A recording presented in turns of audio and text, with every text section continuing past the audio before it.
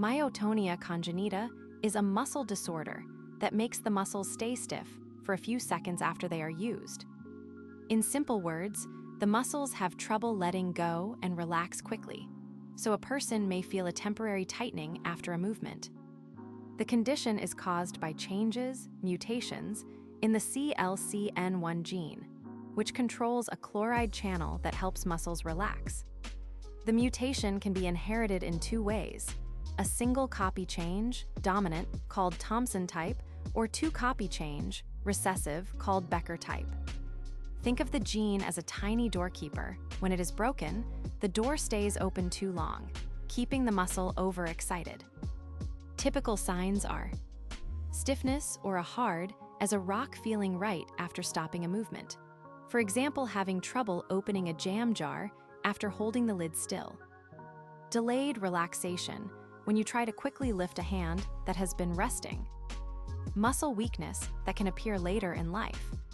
The stiffness often improves after the muscle is warmed up by repeated use.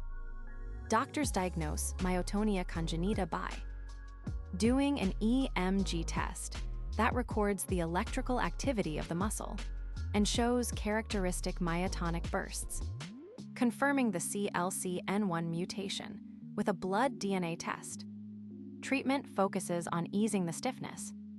Medications such as mexaltine or carbamazepine can shorten the delay.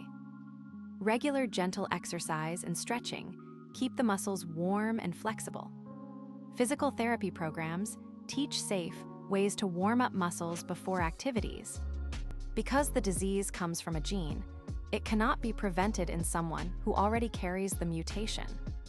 However, people can avoid things that make the stiffness worse. Keep the body warm, wear layered clothing in cold weather. Warm up slowly before heavy or sudden movements.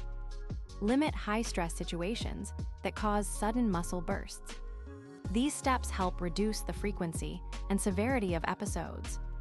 Recent advances include early-phase studies of gene-editing CRISPR that aim to repair the CLCN1 mutation in laboratory models.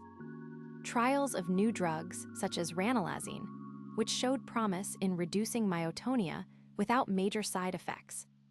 Development of wearable sensors that can detect the first signs of stiffness and remind the wearer to stretch or warm up.